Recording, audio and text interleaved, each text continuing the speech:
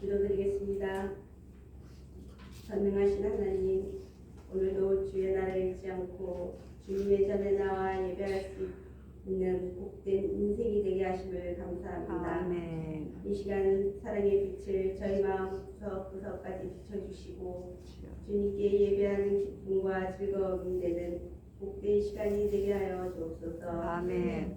오늘도 저희들이 주님께 예배하면서 죄로 물든 심령을 보며 두렵고 떨리는 마음을 감출 수 없나이다.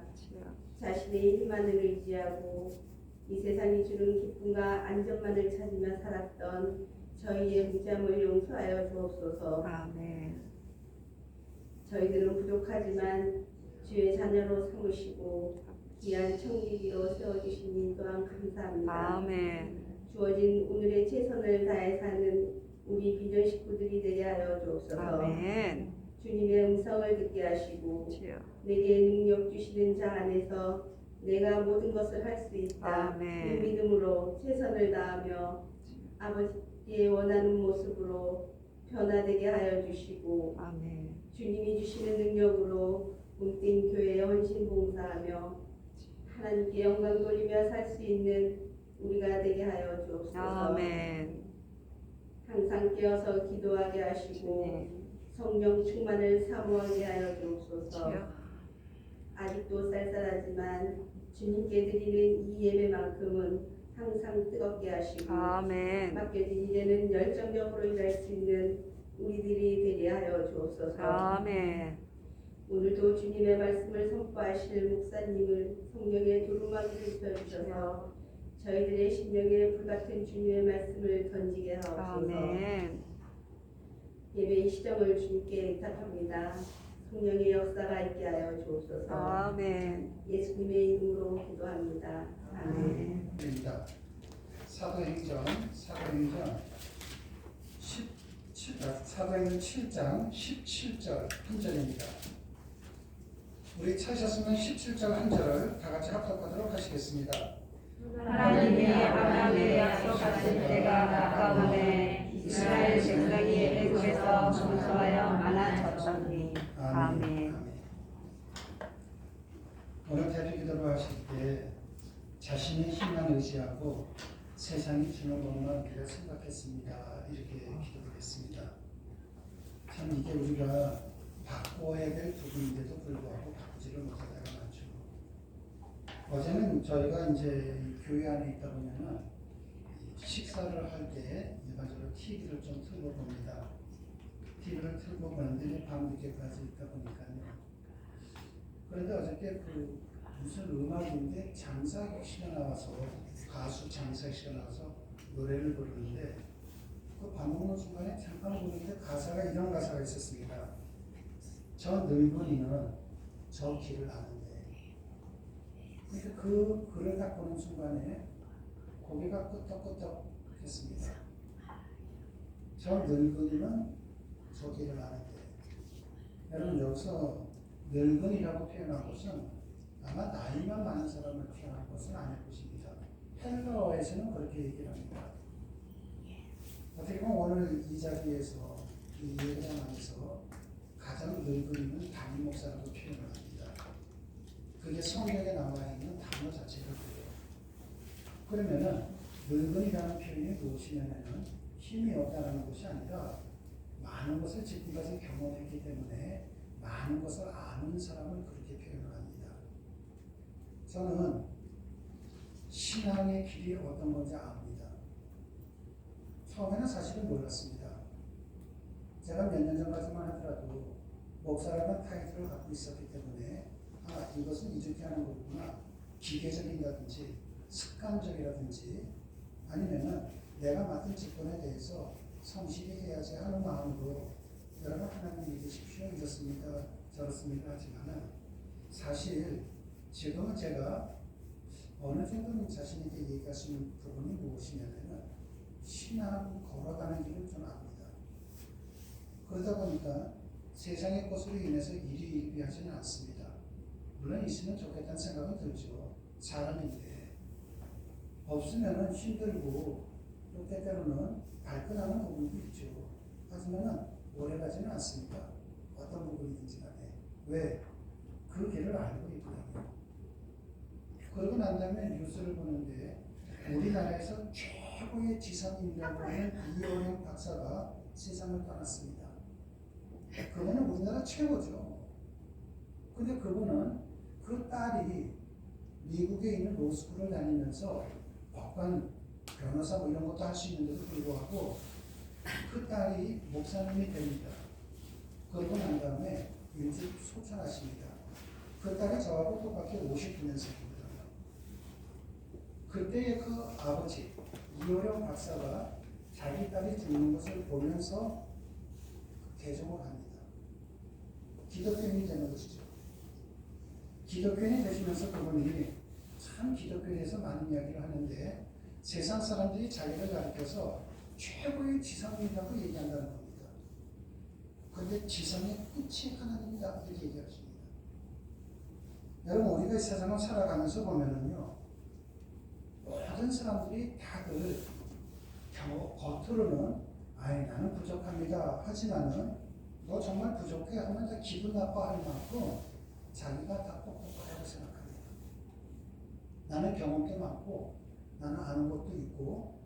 그런데 대한민국의 특징이 뭐냐면은 체면 문화잖아요. 우리나라 사람들은 체면 문화 아닙니까? 이조시대에서 왔던 유교 문화의 영향을 받아서 그러다 보니까 알지도 못하면서 안다고 생각을 하고 돌아갑니다.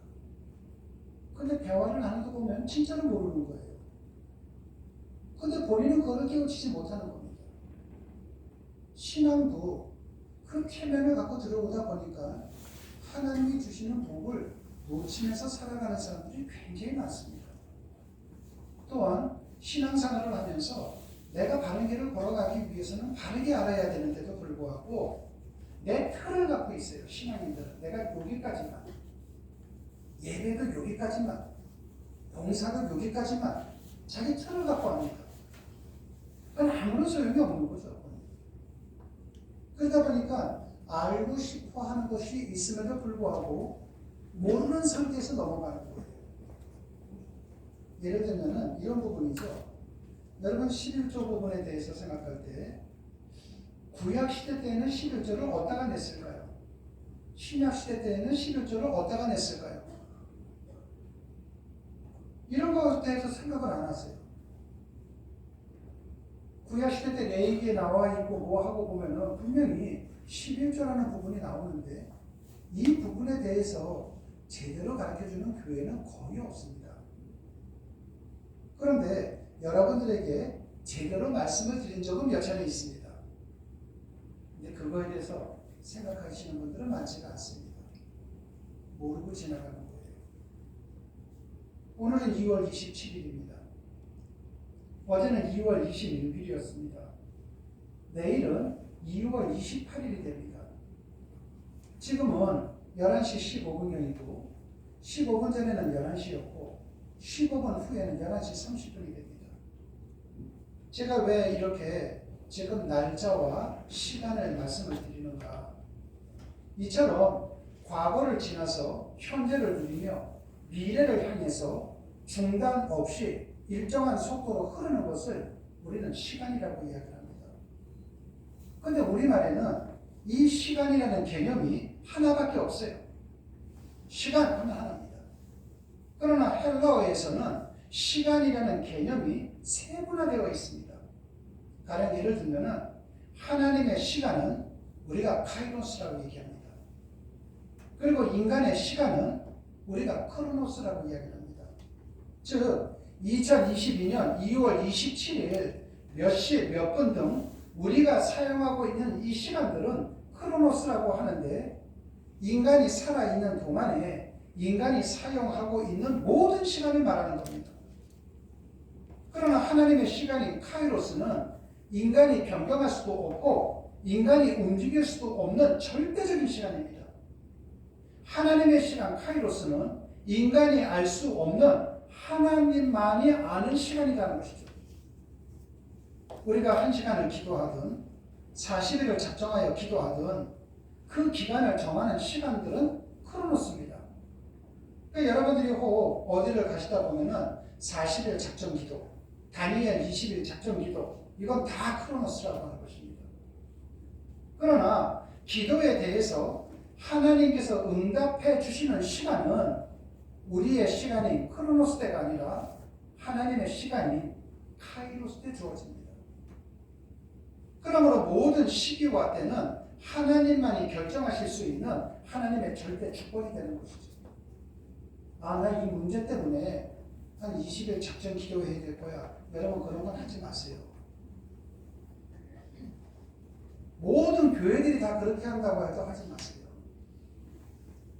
이 땅에 있는 신학자들이 제일 가슴 치는 부분 하나가 그거예요. 여러분이 정하신 시간대 하나님이 응답을 주시는 것이 아니라 하나님의 시간대 여러분에게 응답을 주시는 거예요. 근데도 불구하고 우리는 이게 몸에 배거든요. 3살짜리보다 8까지 간다고 이게 몸에 배다 보니까 하나님의 시간까지도 우리가 넘볼 때가 많습니다. 그냥 하세요. 기도는 매일같이 하세요. 시간 정해놓지 말고. 하나님께서 노아에게 말씀하십니다. 노아야, 이제 곧 홍수가 올 것인데 배를 만들어라. 그때 하나님께서는 노아에게 홍수가 올 것이니 배를 만들라고 하시면서 배를 만들 수 있는 재료도 주지 않았습니다. 노아는 배를 만드는 기술자가 아니거든요. 기술자도 붙여주지 않았습니다. 돈도 주지 않았습니다. 그런데 하나님께서는 아무것도 주지도 않으시면서 배 만들어라. 그런데 하나님의 명령에 노아가 절대적으로 순종을 합니다. 분명히 비가 많이 내릴 것이기 때문에 배를 만들려고 했거든요. 그런데 햇빛이 쨍쨍 내리쬐는 산 속에서 노아가 배를 만들기 시작을 합니다. 왜요? 순종하는 거죠. 만약에 머리에 지식이 있는 사람이라면 어떻게 하겠습니까? 여보시오. 바닷가도 아니고 강가도 아니고 어떻게 산에서 배를 만듭니까? 저렇게 날씨가 좋은데 어떻게 배를 만듭니까? 그 사람들 말이 맞아요. 그 사람들 말이 틀린 것이 아닙니다. 세상에 산에서 배를 만드는 사람이 어디에 있습니까? 화보가 아닌 이상. 그것도 배가 얼마나 큽니까? 137m예요. 지금 햇빛이 쨍쨍 내리쬐는데 비가 온다고? 여러분 비가 많이 와봐야 얼마큼 오겠습니까? 중량천 정도 넘치면 많이 오는 거죠. 그런데 그 산 위에까지 물이 찰 수 있겠습니까? 그 사람들 말 틀린 거 아닙니다. 맞습니다. 근데도 불구하고 노아가 배를 만들지 않습니까? 우리가 결과를 다 알죠. 만약에 모든 결과를 알고 여러분들이 노아의 입장이라면 여러분들도 아마 배를 만들 겁니다. 지금 신앙생활할 때 보세요. 똑똑한 사람들이 얼마나 많습니까? 하나님 믿어도 적당히 믿어. 하나님 믿어도 이만큼만 믿어. 하나님이 뭘 그렇게 해준다고 너 그거 믿니? 세상 사람들만 맞는 것 같아요. 그런데 끝에 가서는 어떻습니까? 아니잖아요. 여러분 이때뿐만이 아닙니다. 창세기 7장 2절로 3절을 보면은 너는 모든 정결한 짐승은 암수 7씩. 자, 암수 7씩 나왔습니다. 부정한 것은 둘씩을 4개로 데려오며 공중의 새도 암수 7씩을 데려와 그 씨를 온 지면에 유전하게 하라. 자, 하나님께서 노아에게 너 이제 방주로 들어갈 것인데 모든 정결한 짐승은 암수 7씩, 부정한 것은 암수 2씩, 그리고 공중에 있는 새들도 암수 7씩을 방주로 데려가라고 명령하신 거죠. 자, 여러분 여기에 보면은요, 분명히 암수 7씩이라고 나왔습니다. 창세기 7장이죠. 그 이전을 보도록 하겠습니다. 창세기 6장 19절입니다. 우리 다 같이 한번 합독하도록 하시겠습니다. 흙을 있는 모든 생물을 너는 아멘. 여러분 6장에서는 분명히 하나님께서는 암수 한 쌍씩, 그러니까 각 동물을 2마리씩 집어넣으라고 분명히 명령하시지 않았습니까? 근데 7장에서는 어떻게 됩니까? 7장에 보니까 정결한 것은 암수 7씩, 부정한 것은 암수 2씩, 공중의 새도 7씩, 내용이 바뀌었습니다. 그렇다면 한 쌍입니까? 아니면 7쌍입니까? 7장 15절입니다. 무릇 생명의 기운이 있는 육체가 둘씩 노아에게 나와 방주로 들어갔으니 들어간 것은 모든 것의 암수라. 실제로 들어간 건 한 쌍이죠. 근데 내용이 다 다릅니다. 한 쌍 했다가 7쌍 했다가 다시 한 쌍을 했습니다. 여러분, 성경을 쓴 기자가 바보가 아닌 이상 이 구절이 틀렸다면 자기가 고쳐야죠. 그런데 그대로 썼다는 것은 무엇을 의미하는 것입니까? 하나님의 말씀이 그랬기 때문에 그대로 쓴 겁니다. 그렇다면 하나님의 말씀이 한 쌍이라고 했다가 7쌍이라고 했다가 또 한 쌍으로 바뀌어지는가? 그리고 노아는 이 하나님의 말씀에 대해서 왜 이 일을 한 번도 제기하지 않았느냐 하는 것입니다. 여러분, 노아의 입장에서 본다면 하나님 분명히 처음에 한 쌍이라고 하지 않았습니까? 근데 왜 갑자기 7쌍입니까? 그러더니만 왜 또 갑자기 한 쌍만 들여보내는 겁니까? 노아는 묻지를 않았다는 것입니다. 여러분, 우리가 하나님 앞에 질문을 하면 답을 얻을 수 있습니다. 그런데 맹목적으로 질문하시면 안 됩니다. 맹목적인 질문은 질문이 아니라 의문이죠. 꼬리를 물기 위한 의문입니다. 하나님이 왜 이렇게 안 해줬어? 대답을 해줍니다. 그런데 왜 그것은 왜 그래? 왜 저것은 이래? 이러는 분들하고 말 섞지 말라고 여러분들에게 여러 차례 얘기했습니다. 그분들은 하나님을 알고 싶어서 질문하는 사람들 아니에요. 그 사람들은 자기의 영혼을 팔아먹는 어리석은 자니까 말 섞지 말고 그냥 돌아오라고 했습니다. 그렇다면 노아는 왜 하나님 앞에 이런 질문을 하지 않았는가? 창세기 6장 20절 말씀이 그 해답을 주고 있습니다. 새가 그 종류대로, 가축이 그 종류대로, 땅에 기는 모든 것이 그 종류대로 각기 둘씩 4개로 나오리니 그 생명을 보존하게 하라. 여러분, 하나님께서 노아에게 말씀하시기를 모든 동물들이 너에게 나아가게 할 터이니까. 여러분, 동물들을 한 쌍씩 실으라고 했을 때 하나님께서 노아에게 네가 동물들 잡아다가 방주에 넣어 이러지 않았잖아요. 노아가 어떻게 날아다니는 독수리를 어떻게 잡아옵니까? 노아가 어떻게 호랑이를 잡아올 수 있겠습니까? 못 잡아오죠. 그런데 이 말씀은 뭡니까? 하나님께서 노아에게 말씀하시기를 너는 방주 안으로 인도하는 역할만 하라는 것입니다. 방주 앞으로 한 쌍을 보내시든 7쌍을 보내시든 그것은 하나님의 절대 주권이기 때문에 노아가 관여할 일이 아니라는 것입니다. 이처럼 시간뿐만이 아니라 하나님의 주권에 대해 순종하라고 말씀을 하고 있는 것입니다. 그래서 노아는 하나님께서 한 쌍을 보내시든 7쌍을 보내시든 하나님 말씀 앞에서 순종을 했습니다. 노아가 어떤 마음을 가졌을까요? 내가 할 것은 하나님께서 방주 안으로 들여보낸 동물들을 양육하는 거구나. 몇 마리를 보내시든 그것은 하나님의 절대 기권이구나. 여러분, 우리는 방주를 교회로 비유를 합니다. 구원의 방주 역할을 하는 교회도 마찬가지 아니겠습니까? 교회의 외형적인 모습과 성도의 숫자에 의해서 바른 교회가 판단되는 것이 아니라는 것입니다. 성도들이 몇 사람이 오든 힘이 있는 사자와 같은 성도가 오든 토끼와 같은 연약한 성도가 오든 그 누가 오든 모든 성도는 하나님이 보내주시는 겁니다. 그러므로 외형적으로 저 교회가 커졌다? 저 교회 목사님이 능력이 있기 때문에 아니죠. 하나님이 보내주신 겁니다. 아무런 상관이 없어요. 목회자의 능력과는. 그런데도 어떻습니까? 사람들은 큰 교회에 있는 분들은 능력 있는 분들을 생각하는 분들이 많죠. 그러니까 그분들 앞에 가서 하나님의 관점, 성경의 관점으로 본다면 아무런 문제가 없는데 사람의 관점으로 보다 보니까 큰 교회 목사님 앞에 가면 괜히 어깨가 움츠려지죠. 작은 교회 목사님 대하듯이 못 대하죠. 왜 그런 줄 아십니까? 속에 신앙이 없다는 겁니다. 하나도. 성경적인 것이 아니라 오로지 세속적으로 물들어 있는 자라는 것입니다. 여러분, 예수님께서는 이 땅에 오셔서 12명의 제자입니다. 그 중에 한 명은 배신까지 했습니다. 그러면 예수님은 실패한 사람입니까? 예수님께서는 대한민국에 있는 웬만한 교회보다도 못하신 분입니까? 지금 이 자리에도 12명은 더 됩니다. 예수님이 저보다 못하신 분이십니까? 아니죠. 저 교회에 몇 사람을 보내든 그건 하나님께서 주관하시는 겁니다. 한마디로 얘기해서 하나님께서는 절대 순종하는 사람만 쓰는 거죠. 그렇다면 하나님께서 저 많은 교회에 사람을 보내고 어느 교회는 조금 보낸다고 해서 그렇다면 그쪽에 있는 사람들이 순종하는 것인가?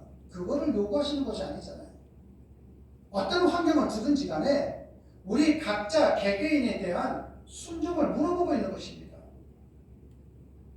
저는 우리 비전교회가 정말 신앙심도 없는 군중들의 무리의 공동체가 되는 것이 아니라 소수의 사람만 있다 할지라도 깨어있는 사람들의 공동체가 되는 것이 제 소원이거든요.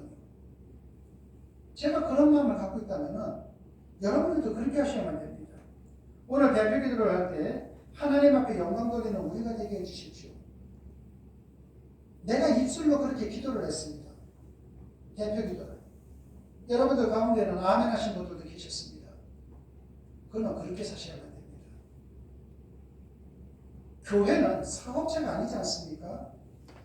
그러므로 내가 하나님 앞에 절대적으로 어떤 환경을 주든 순종해 나간다면 하나님께서는 우리에게 무엇을 주신다고 생각할 것입니까? 거대한 거? 큰 거? 아니죠. 우리에게 평강을 주시는 분이십니다. 내가 많은 것을 갖고 있어도 아무리 높은 자리에 올라가 있다 할지라도 평강을 누리지 못하고 불행한 삶을 사는 사람들이 얼마나 많습니까? 내 호주머니에 얼마가 있고 내가 얼마만큼 높은 자리에 있는 것이 문제가 되는 것이 아니라 사람답게 살아야죠. 내가 사람답게 살아야 되지 않겠습니까? 요즘 뉴스를 보면은 러시아가 우크라이나를 침공을 했습니다. 푸틴 대통령이 70입니다. 그 70 나이에 수많은 사람들을 죽여가면서 얻는 게 뭐가 있겠습니까? 그 사람이 마지막 숨이 넘어가는 순간 내가 그거 했던 것이 주마등처럼 흘러갈 때 난 그때 참 잘했어 생각할까요? 저기에 지금 천국과 지옥의 심판의 문이 있는데 인간의 욕심은 한이 없습니다.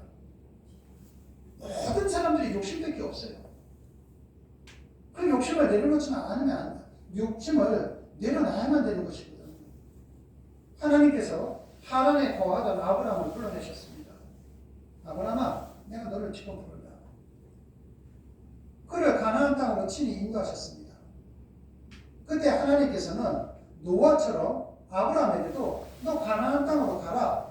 말씀은 그렇게 했지만은 가나안 땅에 가서 발 붙일 만한 땅 한 평도 주지 않으셨습니다. 무조건 가라는 겁니다. 여러분 신앙이 뭔 줄 아십니까? 신앙은요 여러분에게 뭐를 주고 난 다음에 믿으라는 것이 아닙니다. 무조건 먼저 믿으라는 겁니다. 가난하든 아프든 환경이 내 마음에 들지 않든 무조건 믿으라는, 무조건 하라는 겁니다. 믿고 난 다음에 보라는 겁니다. 아브라함에게도 똑같죠. 보여주고선 가라고 하지 않았습니다. 가서 보라는 겁니다. 믿음은 그거예요. 그런데 우리의 믿음은 때때로 어떻습니까?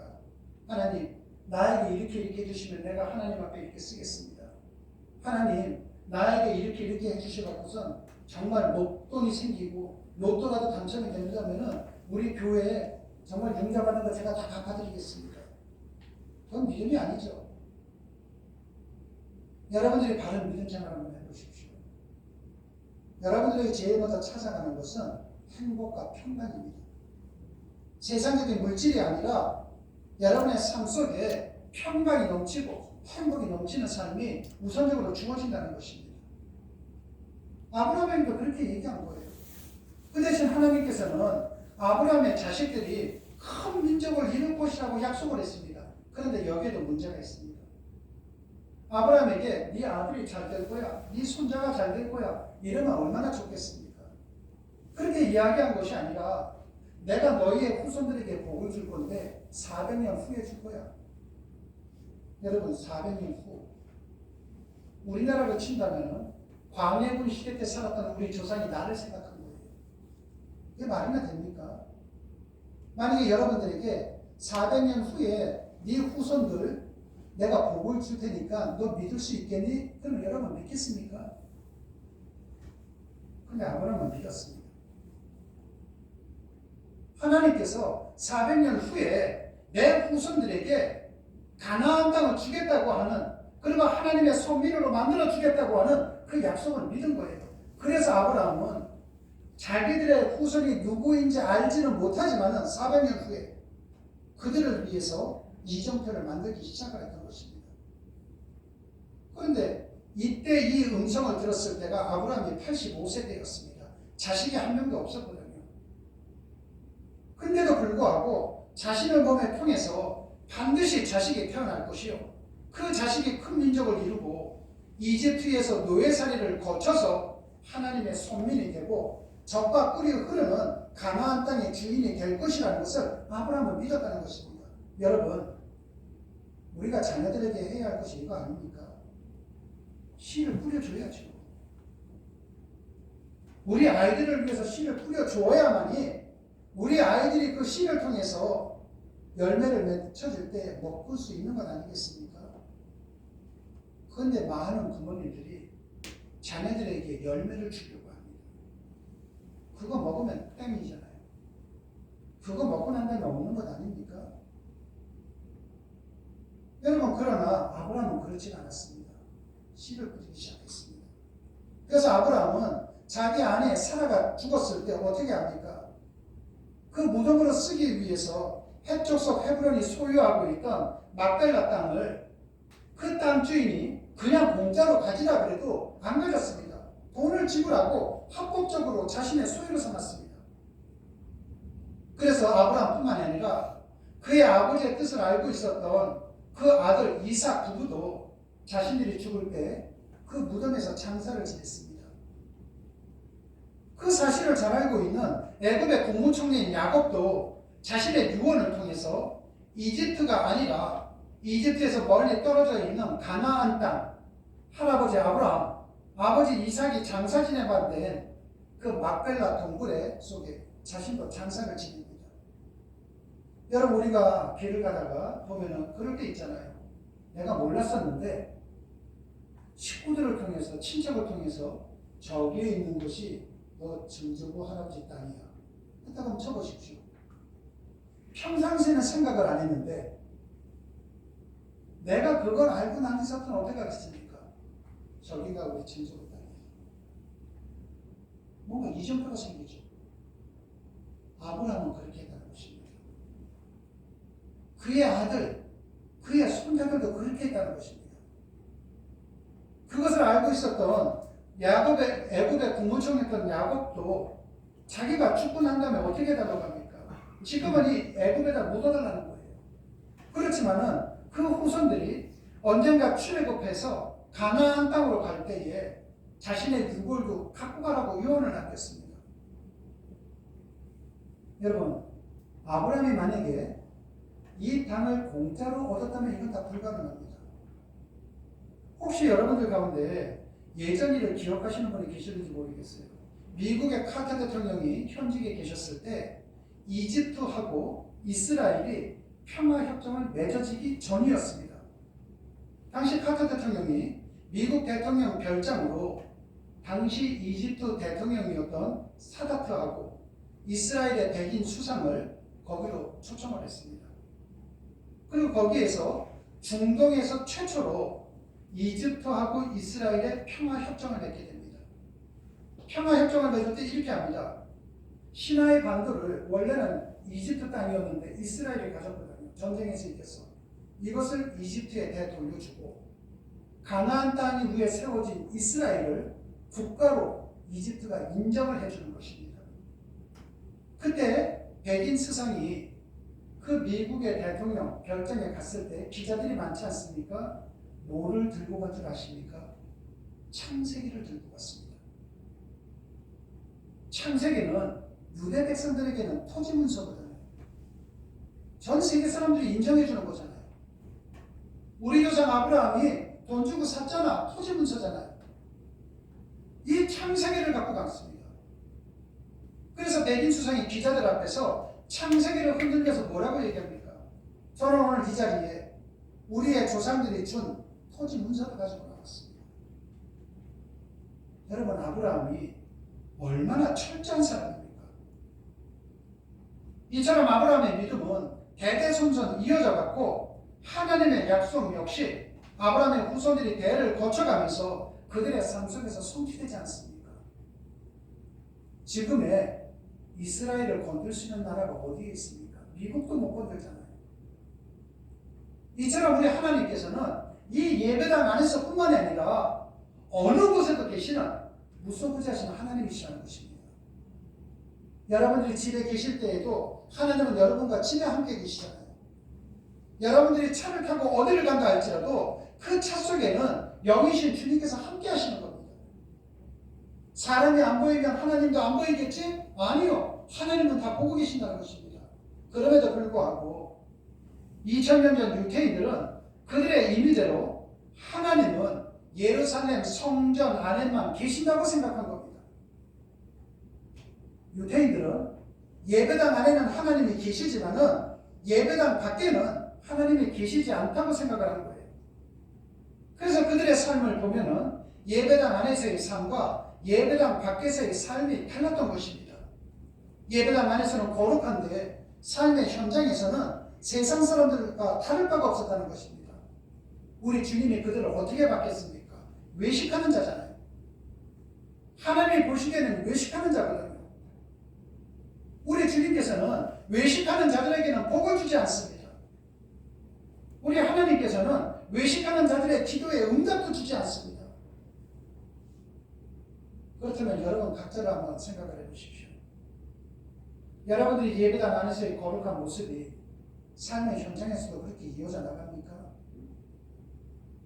삶의 현장에서는 내가 내 멋대로 내 이익을 위해서 살아간다면 하나님은 여러분 또한 외식하는 자로 볼 것입니다. 하나님은 외식하는 자에게는 복을 안 주시잖아요. 오늘 본문에서 스데반 집사가 언급한 그들의 조상인 아브라함과 이삭, 야곱과 요셉은 솔로몬에 의해 예루살렘 성전이 지어지기 1000년 전 사람들이었어요. 아브라함이 살았을 때, 이삭이 살았을 때, 야곱과 요셉이 살았을 때에는 성전은 없었습니다. 그러나 하나님께서는 성전과는 상관없이 그들과 함께 하시고 그들을 부르시고 그들을 구원하시고 그들의 삶을 책임져 주셨음을 스데반 집사가 지금 강조하고 있는 것입니다. 이것은 하나님을 향한 신앙은 특정한 공간의 문제가 아니라 인간 중심의 문제라는 것을 일깨워주기 위함이었던 것입니다. 그리고 오늘 본문에 이르러서 스데반 집사는 이렇게 말하고 있습니다. 하나님이 아브라함에게 약속하신 때가 가까우매 이스라엘 백성이 애굽에서 가장 번성하여 많아졌더니. 여러분, 여기에서 하나님이 아브라함에게 약속하신 때라는 것이 언제를 말하는 것입니까? 7장 6절이 이렇게 말씀합니다.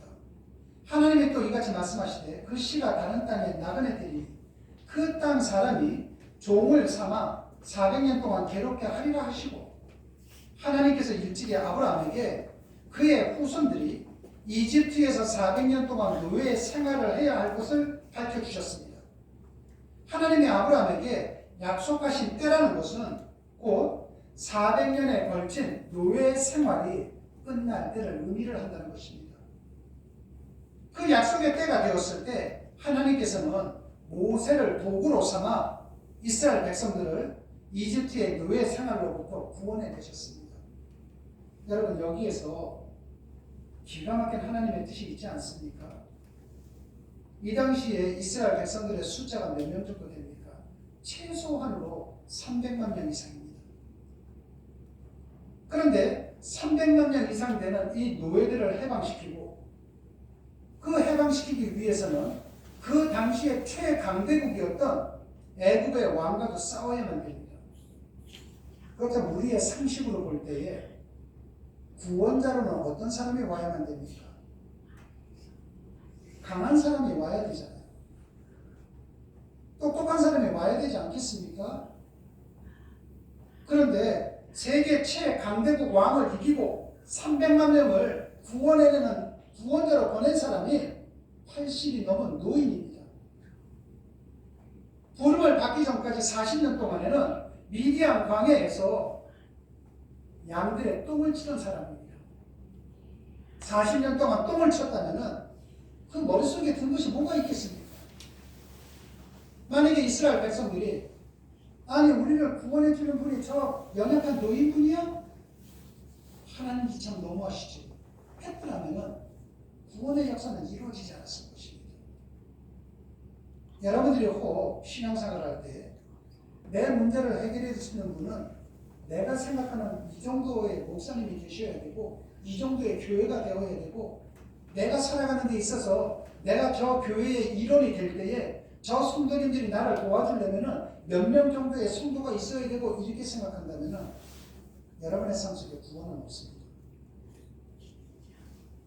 그러나 어떤 상황이 오든지 내가 그것을 받아들이고 순종해 나간다면 적과 꿀이 흐르는 가나안 땅은 여러분에게 될 것입니다.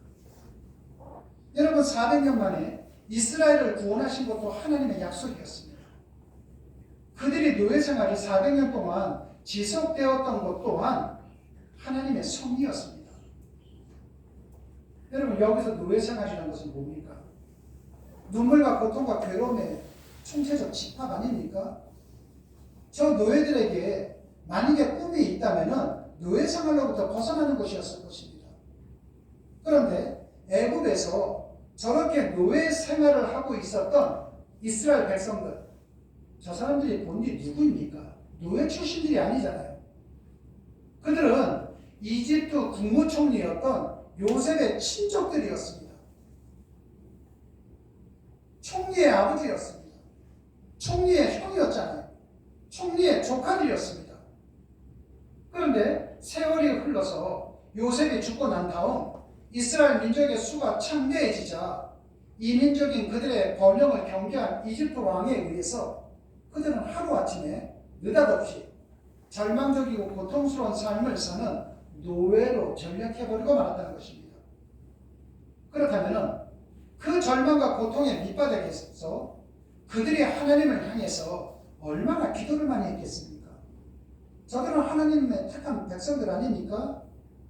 저들이 노예 생활을 하면서 얼마나 많은 사람들이 금식 기도도 했겠습니까? 그런데 어떻습니까? 400년 동안 저들이 수없이 기도도 했을 것이고 금식 기도도 했을 것이고 철야 기도도 했지만은 노예 생활로부터 벗어날 수는 없었습니다. 온 이스라엘 백성들이 다 함께 40일 금식 기도를 한다고 해서 해방이 주어진 것도 아닙니다. 이스라엘이 이집트에서 400년이 될 때까지 이르기까지는 아무리 철저하게 기도를 해도 출애굽은 절대로 이루어지지 않았습니다. 그때는 하나님께서 약속하신 때요, 하나님께서 친히 작정하신 때가 되었기 때문입니다. 하나님께서 인간을 위해 작정하신 카이로스는 인간에 의해서 변경되지를 않는다는 것입니다. 그것은 인간이 인간을 아는 것보다도 하나님께서 인간을 더 잘하시는 까닭이죠. 그렇다면 여러분들 가운데 이렇게 생각하시는 분이 계십니다. 우리도 기도할 필요가 없네. 하나님이 작정하신 때가 아직까지 아니라면 내가 지금 기도할 필요가 뭐가 있겠는가? 그리고 기도 안 하실 수 있습니다. 그런데 여러분에게 반복해서 계속 말씀을 드리는 부분입니다. 그 당시에는 1, 2, 3, 4 숫자가 없었습니다. 4라는 것은 땅의 숫자입니다. 그리고 40이든 400이든 이것은 온전 숫자입니다. 뭐를 뜻하는 겁니까? 내가 이 땅에서 하나님 앞에 온전하게 기도를 하기 전까지는 응답이 없다는 겁니다.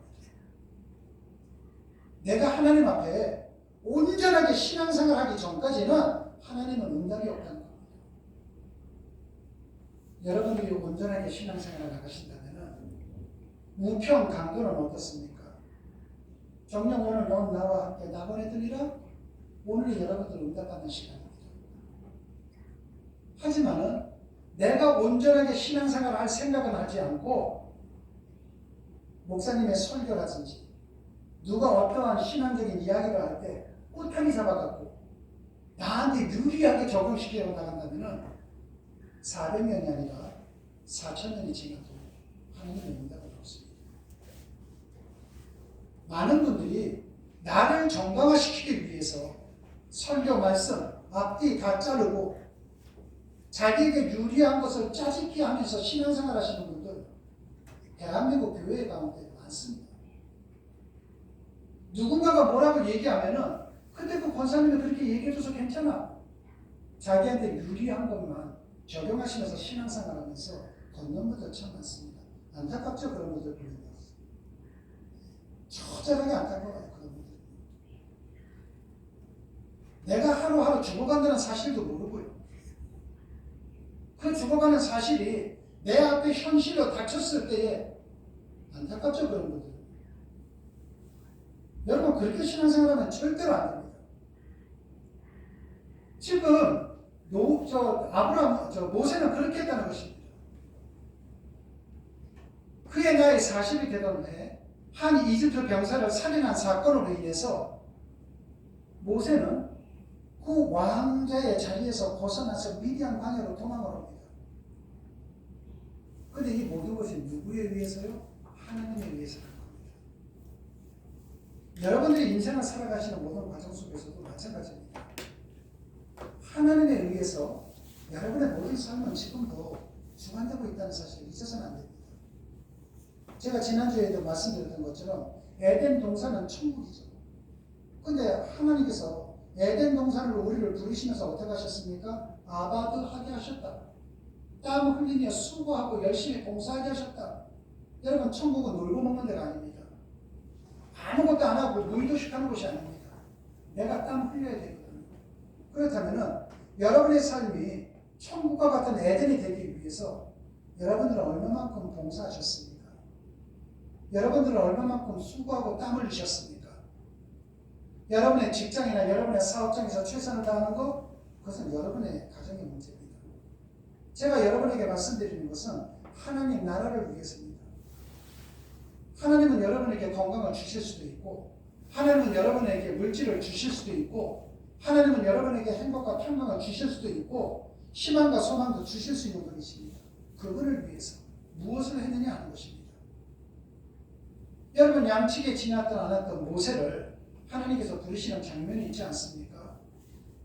그때가 모세가 80세 되던 해였습니다. 그렇다면 왜 그때입니까?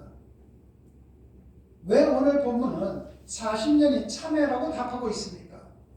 바로 그때는 하나님께서 정하신 때라는 것입니다.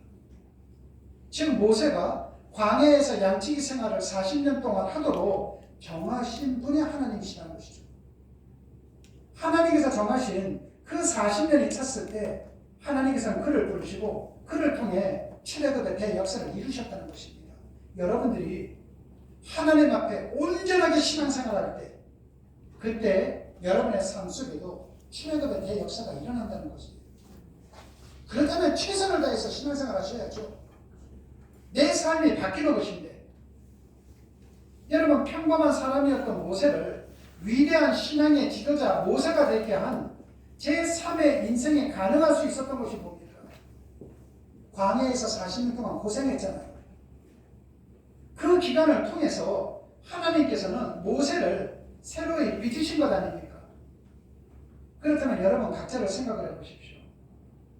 내가 왜 지금 이렇게 힘든 삶을 살고 있는가? 하나님이 여러분을 지금 새로이 빚고 계시는 겁니다. 하루 이틀도 아니고 왜 내 삶을 이렇게 지금 너무나도 벅차고 절망 속에 있는가? 하나님이 여러분을 지금 빚고 계시는 겁니다. 여러분이 지금 무너지는 길을 걸어가시는 것이 아니라 하나님이 여러분의 모난 부분을 없애시는 거예요.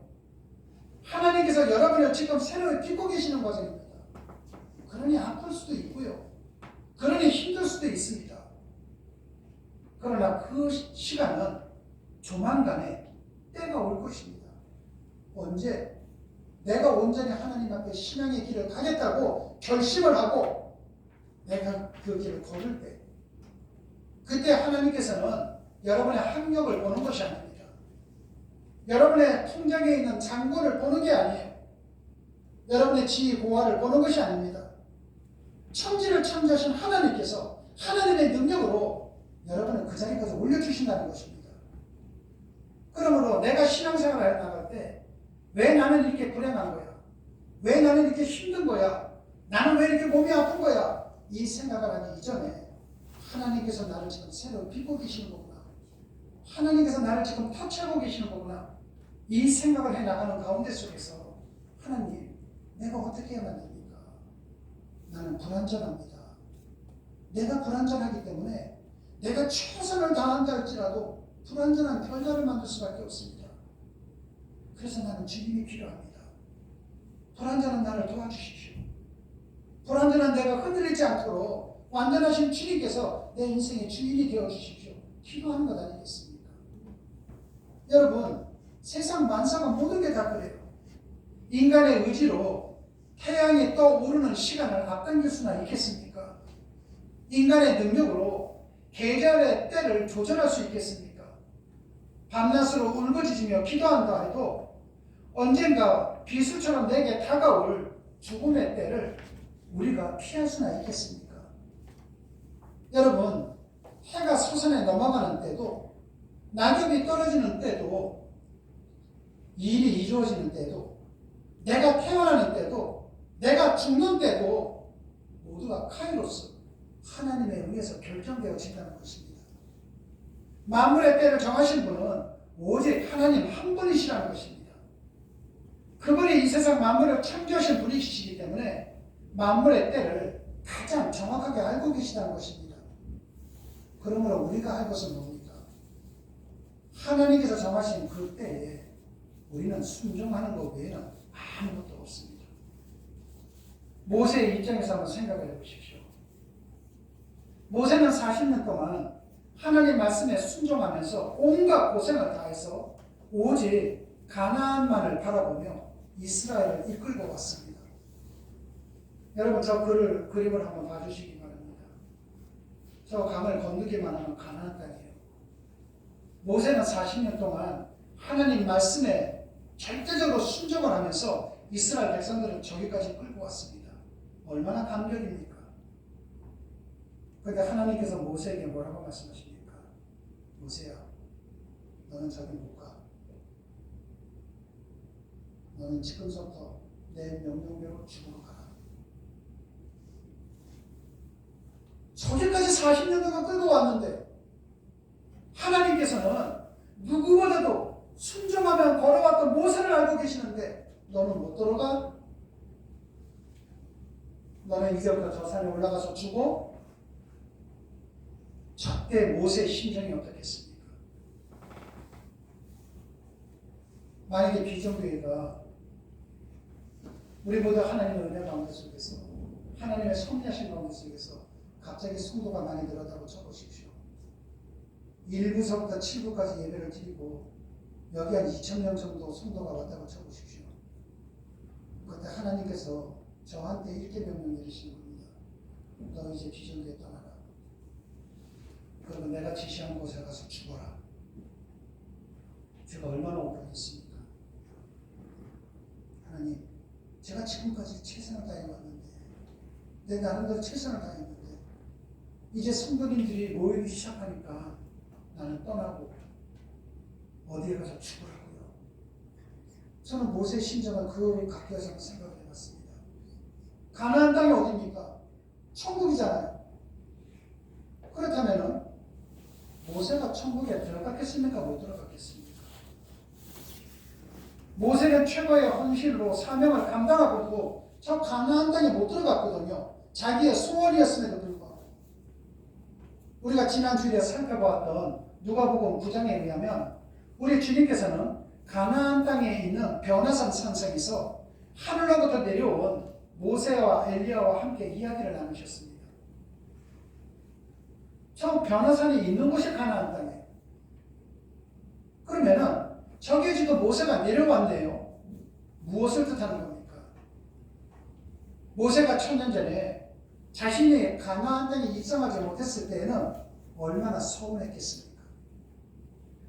그런데 우리 하나님께서는 모세를 영으로서 가나안 땅에 내려가게 해주지 않았습니까? 그렇다면 여기에 주는 메시지는 뭡니까? 이 세상이 전부가 아니라는 것입니다. 여러분, 이 세상 사는 사람들 보십시오. 요즘 대통령 후보로 나오는 사람들이나 푸틴 대통령이나 미국의 대통령이나 누구나 할 것 없이 다 이기적이잖아요. 우리들은 안 그렇습니까? 다른 집 집값 오르면 배 아프고 내 집값 오르는 건 괜찮잖아요. 우리 모두 이기심 속에 살아가지 않습니까? 내가 이기적으로 살아가는데 누가 나를 생각해 주겠습니까? 내가 이기적으로 살아가는데 누가 내 자식을 보호해 주겠습니까? 내 자식의 골목길에서 취해만 당한다 할지라도 누가 도와주겠습니까? 그러면서도 어떻게 사람이 저렇게 당하는데도 도와주는 사람이 없단 말입니까? 대한민국에는. 먼저 너 자신의 삶부터 생각해 보라는 겁니다. 우리 하나님께서는 이 땅이 아니잖아요. 우리는 이 땅에 존재하는 사람들이 아니잖아요. 이 세상에 잠시 잠깐 살다가 우리가 가야 할 영원한 나라가 있지 않습니까? 그 나라를 위해서 우리가 지금 신앙의 길을 걸어가고 있는 것 아닙니까? 내일 아침 때가 이르면은 반드시 날이 밝는다는 것은 우리가 잘 알고 있습니다. 그래서 날이 밝으면은 내가 무엇을 할 것인지 계획과 목표를 세울 수도 있습니다. 그러나 그것은 내일 날이 밝기 전까지 하나님께서 내 호흡을 거둬가지 않는다는 전제 조건이 있어야만 됩니다. 하나님께서 오늘 밤이라도 내 호흡을 끊어가신다면은 내일 아침에 떠오르는 태양을 볼 수는 없습니다. 뉴스를 보면은 매일같이 사람들이 죽어가는 이야기가 나옵니다. 그 죽어가는 사람들의 공통점이 뭡니까? 자기 자신이 그렇게 죽을 줄을 모르는 거죠. 내가 교통사고로 죽을 줄 누가 알겠습니까? 아무도 몰라요. 우리도 그 범위 안에 들어가 있는 사람들 아닙니까? 여러분, 이처럼 만사의 때를 정하신 분은 오직 하나님 한 분뿐이십니다. 모든 때는 그분의 권한 속에 있는 것입니다. 그분이 정하신 때가 우리에게 가장 좋은 때가 되기도 하고 우리가 이 세상에 등장하는 때도 되고 이 세상에서 퇴장하는 때도 된다는 것입니다. 그렇다면 무엇이 지인 줄 아십니까? 모든 결과의 때를 정하시는 분은 하나님이라는 것을 아는 것이 지혜입니다. 무엇이 성숙인 줄 아십니까? 오늘 내게 주어진 하루가 영혼의 한 부분이라는 것을 아는 것이 성숙입니다. 무엇이 신실인 줄 아십니까? 지금 내가 거쳐야 할 과정에서 최선을 다하는 것이 신실입니다. 무엇이 믿음인 줄 아십니까? 나보다 하나님께서 나를 더 잘 알고 계시는 분이라는 것을 인정하면서 살아가는 것, 이것이 믿음입니다. 누가 행복한 사람인 줄 아십니까? 결과에 대한 소유의 집착으로부터 자유하는 자, 이 자가 진짜 행복한 사람입니다. 내가 지금 만족한 걸 느끼지 못하고 더 큰 것만을 요구하면서 나간다면 그 큰 거를 얻었을 때에는 또다시 큰 거를 요구하기 때문에 짧은 한 인생, 한 번밖에 없는 인생을 살아가면서 불행하게 살아가는 주인공이 아닙니까? 있는 것에 감사하십시오. 있는 것에 만족하십시오. 있는 것에 자족하십시오. 지금보다 조금 더로 인해서 행복을 갉아먹히는 어리석은 자가 되지 마십시오. 우리 수목금 지역의 모든 성도님들은 그러한 삶을 사시기를 주님의 이름으로 축원합니다. 기도하시겠습니다. 사랑의 주님, 이 세상 한 세상 사는 동안 지혜로운 자가 되기를 원합니다. 진정 행복한 사람이 되기를 원합니다. 신실한 그리스도인이 되기를 원합니다. 모세처럼 만사의 때를 정하시는 분은 하나님 한 분이심을 매일매일 우리의 삶 속에서 우리의 삶으로 고백하며 살아가기를 원합니다. 영혼을 영혼으로 아는 통찰력을 허락하여 주시옵소서. 영혼을 영혼으로 가꿀 줄 아는 지혜도 주시옵소서. 오늘 하루가 영혼의 한 부분임을 알아 주어진 모든 과정에 최선을 다하는 신실함도 주시옵소서. 그래야 영혼 속에서 영혼의 결과를 영원토록 누리며 살아가는 우리 모두가 될 수 있도록 은혜를 베풀어 주시옵소서. 주님 고맙습니다. 예수님 이름으로 기도드렸습니다. 아멘.